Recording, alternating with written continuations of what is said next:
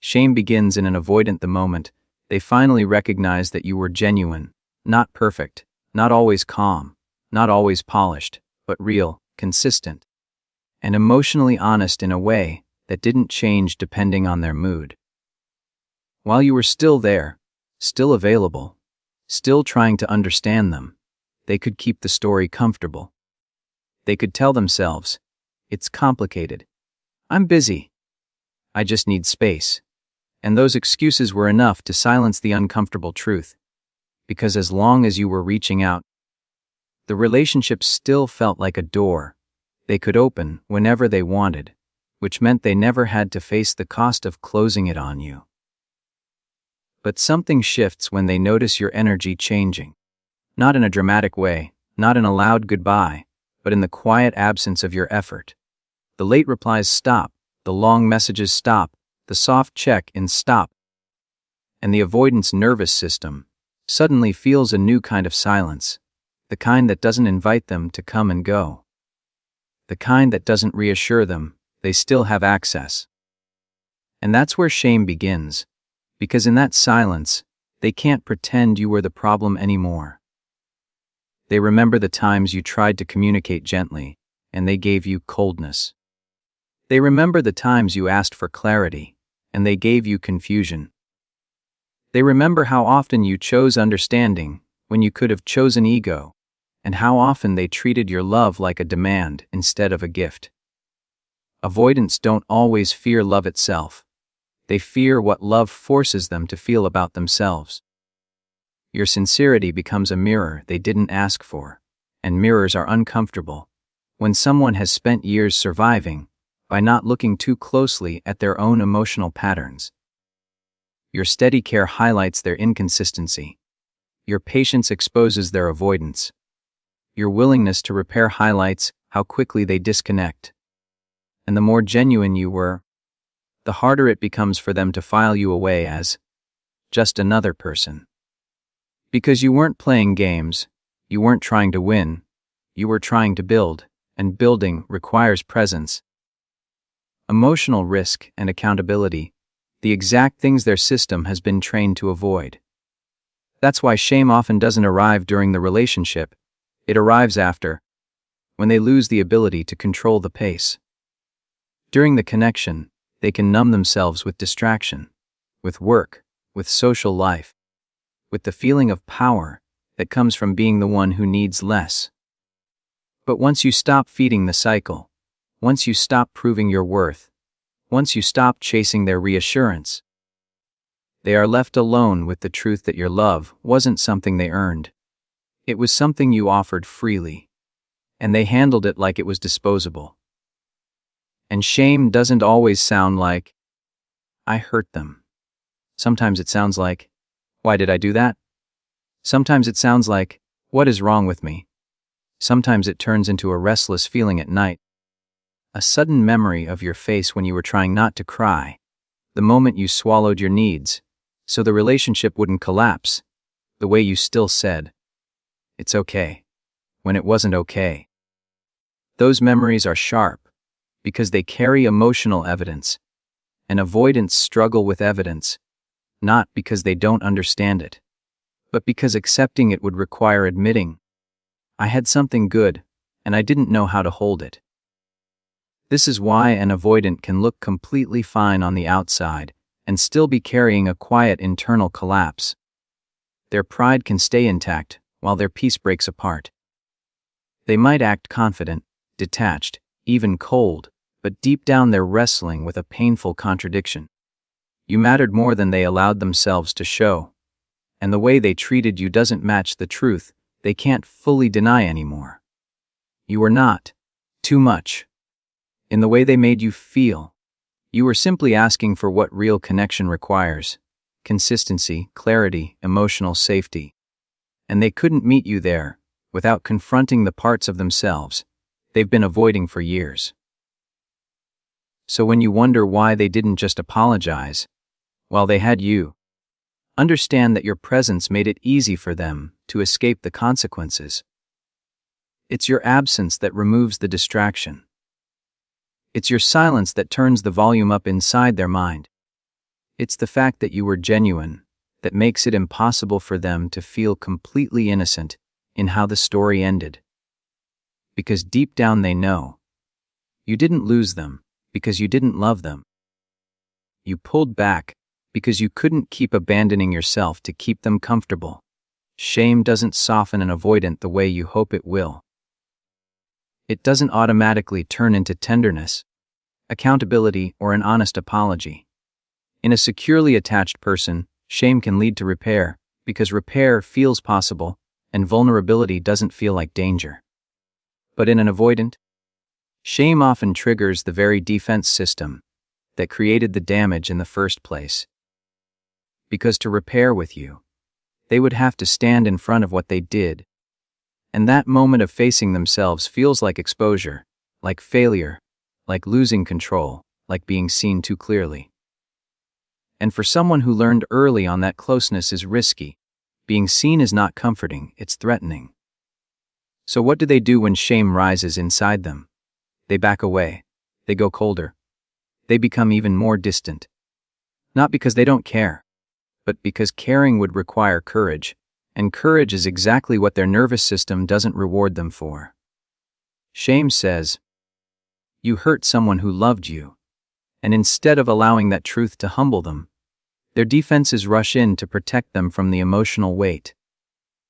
They tell themselves, it wasn't that serious. They minimize what you felt. They focus on the one moment you reacted, the one time you got emotional, the one time you finally snapped after being pushed too far. And they use that as a shield. Not because it's the full truth, but because it gives them a way to avoid the deepest truth, that they were inconsistent, unavailable, and unfair to someone who was trying to love them openly. This is why an avoidant can hurt you, and still act like you're the problem. It's not always cruelty, it's self-protection. Because shame is like a spotlight, and the avoidant's identity often depends on not standing under that light. They need to believe they are the one who is fine, the one who is rational, the one who is in control. If they admit their part, they risk feeling small, flawed, and emotionally exposed. And that internal feeling is unbearable for someone who has survived by appearing unaffected. So instead of saying, I'm sorry, they disappear. Instead of saying, you didn't deserve that, they become unavailable.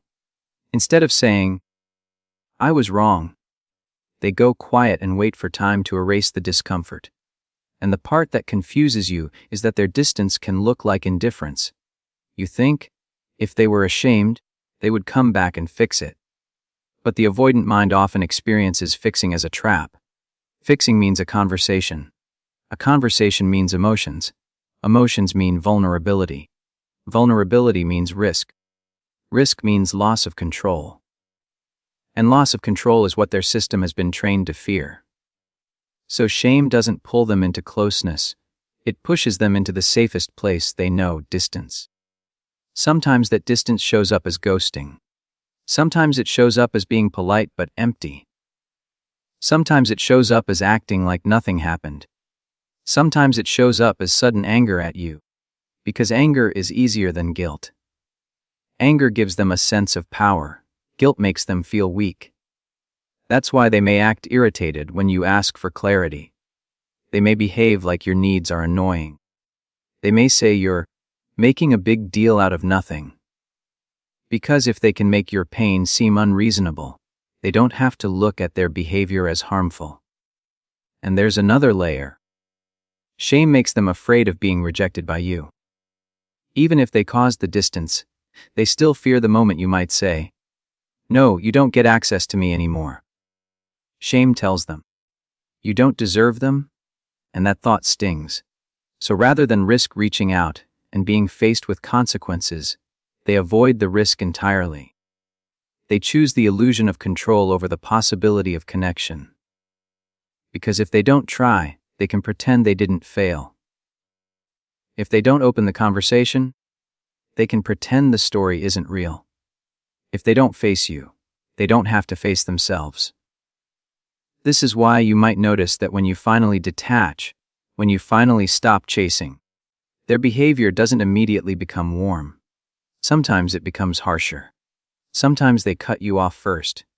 Sometimes they block you, unfollow you, remove reminders. That isn't always hatred. Often it's self-preservation, because you are a mirror that reflects the truth they are trying to outrun. You represent the love they couldn't hold, the patience they misused, the safety they didn't know how to receive. And shame doesn't want reminders. Shame wants escape. So they distance themselves from the one person who makes them feel the truth most clearly. The person who loved them enough to reveal who they really were when love required them to show up. They may not reach out. They may not apologize. They may not even admit your name out loud. But that doesn't mean you disappeared from their mind. When shame and regret start to build inside an avoidant, one of the most common outcomes is this strange middle space where they stay silent, yet keep watching. From the outside it looks confusing, even insulting, because it feels like they want access to you without responsibility, like they want to keep a window open while refusing to walk through the door. And in many cases, that's exactly what it is, because watching from a distance is the avoidance way of staying emotionally connected without risking emotional exposure. It starts small. They check your profile by accident. They scroll past your photo and pause a second too long. They replay an old conversation in their head while pretending it means nothing. They open a chat and close it. They type something and delete it. They tell themselves they're just curious, just bored, just passing time. But the truth is deeper. Shame makes direct contact feel dangerous, because direct contact is where accountability lives. If they message you, they might have to answer for the silence. If they call you, they might hear pain in your voice. If they apologize, they might have to admit they were wrong. So instead, they choose the safest form of closeness, observing you from afar, because it gives them information without requiring vulnerability. This behavior is often fueled by two competing urges inside them. One urge is the desire for relief, the relief that comes from knowing you're still there, still soft, still available, still somehow connected. The other urge is the fear of being confronted, rejected, or seen clearly. Watching you allows them to feed the first urge without facing the second. It's like emotional hunger with no willingness to sit at the table. They want to know if you've moved on. They want to know if you're happier. They want to know if you're still hurt. They want to know if you still think about them. Because all of those answers help them regulate their internal discomfort. If you look okay, they can tell themselves, I didn't ruin them. If you look sad, they can feel important. If you look happy, they can feel threatened. And all of that becomes part of how they manage their shame without facing it directly. And that's what makes it so painful for you. Because while you are trying to heal, they are still orbiting. Not fully gone, not fully present. Their distance keeps the wound open, because it sends a mixed message. I'm not showing up, but I'm still here. It can make you question yourself. Make you wonder if you should wait, if you should reach out, if you should interpret the signs. But this is where you must be careful, because attention is not effort, and watching is not repairing. Avoidants often believe that if they keep some invisible line to you, they haven't truly lost you. Even if they are not speaking, the act of monitoring can feel like a form of control. It reassures them they still matter. It lets them keep you in a mental box labeled, maybe later. And when shame is present, that box becomes even more important, because shame hates finality. Finality forces them to accept consequences. Finality forces them to admit they might have ruined something. So they choose ambiguity instead, because ambiguity is the avoidance comfort zone. In ambiguity, nothing is fully their fault. Nothing is fully over. Nothing has to be fully faced. There is also something deeper happening, something that many people don't see. When they watch you, they are often watching the version of themselves they were with you. They are watching what they felt, what they ran from, what they couldn't express. You become a symbol of intimacy, and intimacy is both what they crave and what they fear. That's why the watching can continue for a long time. Because every time they look, they feel a spark of connection, followed by the sting of shame, and then they retreat again. It's a cycle. Look, feel, fear, retreat. Look, feel, fear, retreat.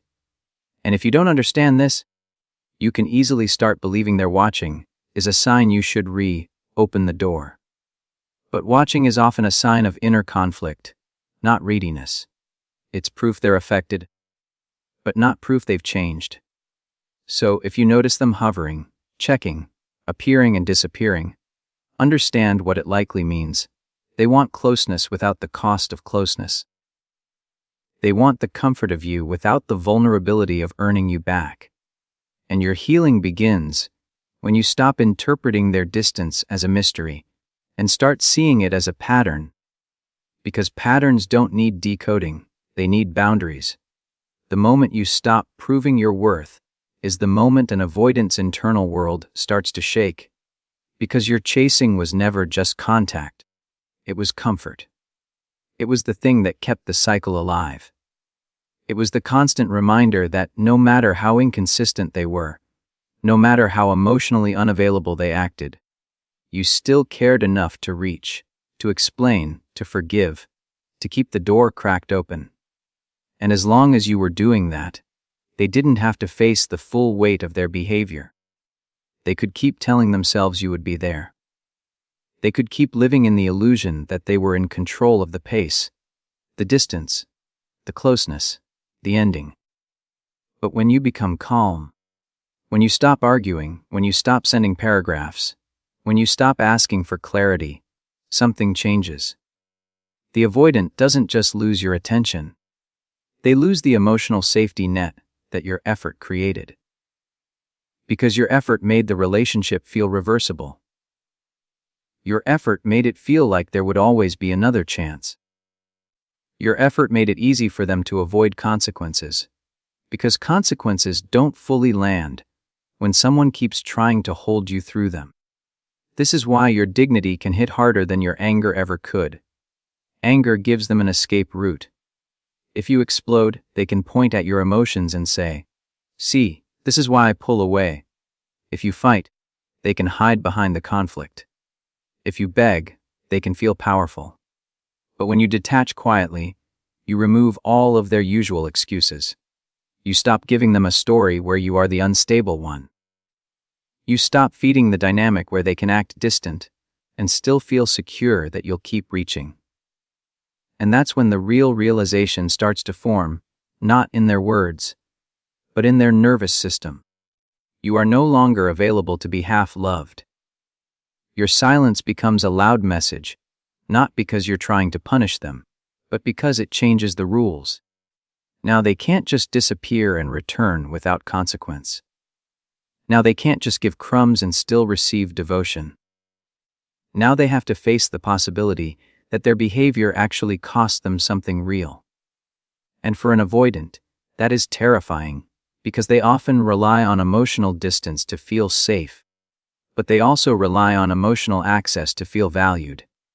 When you stop giving access, they are left with the uncomfortable truth that their strategy protects them from intimacy, but it also destroys intimacy. Shame and regret become sharper at this stage because your calmness forces them to review the relationship without the noise. They remember moments they dismissed you when you were trying to be gentle. They remember times you were patient beyond what most people would tolerate. They remember how you kept showing up even when they didn't. And it becomes harder to label you as too much because you aren't even there demanding anything anymore. Your absence becomes evidence that you weren't impossible to love. You were simply tired of being the only one loving. This is why many avoidants experience a delayed emotional reaction. While you were present, they could numb themselves. They could distract. They could keep their defenses active. But once you're gone, once you stop chasing, once the relationship isn't constantly in front of them, the defenses drop slightly, and the feelings they avoided start to surface. Not always as sadness, sometimes as restlessness. Not always as longing, sometimes as irritation. Not always as love. Sometimes as a hollow emptiness they can't explain. But it's a reaction to the loss of your steady presence, the loss of the person who made their distance feel consequence-free. And here's the most important part. Your calmness doesn't just trigger regret, it triggers fear. Fear that they misjudged you. Fear that you will move on, and they won't be able to pull you back. Fear that you were the kind of love that doesn't come around often. Because the moment you stop proving your worth, you start looking different to them. You start looking like someone who finally sees their own value. And nothing is more destabilizing to someone who relied on your waiting than realizing you're no longer waiting. That's why you'll sometimes see strange behavior after you detach. They may suddenly check you more. They may send a random message. They may pretend it's casual. They may act like nothing happened. They may test the waters with a "hey" or a reaction to a story because they want to know if the access is still there. Not because they've fully changed, but because your disappearance forced them to feel the one thing they avoided for so long, the consequence of losing someone who truly cared. And the consequence isn't just losing you. It's losing the version of themselves that felt chosen without having to earn it. The biggest trap is believing that if they finally feel ashamed, if they finally regret it, if their silence finally turns into pain, then your heart can relax, because surely that means you were right, surely that means you mattered, surely that means justice has arrived. But healing doesn't happen when the other person finally suffers. Healing happens when you no longer need their suffering to validate your reality. Because the truth is, you can be completely right about what happened and still remain stuck if your peace depends on their realization. Many people confuse emotional consequences with emotional growth. They imagine shame as a doorway, like once shame appears, the avoidant will step through it and become accountable, consistent, soft, and safe. But shame is not a guarantee of change. Shame can produce transformation in someone who has the tools to process it, who can tolerate discomfort, who can own their flaws without collapsing into defensiveness. In an avoidant, shame often does something different. It becomes another emotion they try to escape, and escaping is their default. So instead of shame turning into repair, it can turn into distancing, denial, and a deeper commitment to the persona of, "I'm fine." That is why waiting for their shame to show up in the form you want is so exhausting. You want it to become words, "I'm sorry." You want it to become behavior, "I'll show up." You want it to become effort, "I'll earn you back." But many avoidants experience shame privately and still do nothing publicly. They can sit with regret at night, feel it for a moment, and then wake up and go right back into avoidance, because it's safer than vulnerability. And if your healing depends on their emotional evolution, you are still tied to them, still orbiting them, still letting them set the pace of your inner world. The painful truth is that some people can miss you and still not treat you right. Some people can feel guilty and still refuse to change. Some people can be ashamed and still be unsafe. Because shame is an internal feeling, but emotional maturity is a skill. And skills are proven by actions, not feelings. This is why your healing has to be built on something stronger than hoping they become the person you needed. Hope without evidence keeps you stuck in a loop, where every tiny sign becomes a new reason to wait.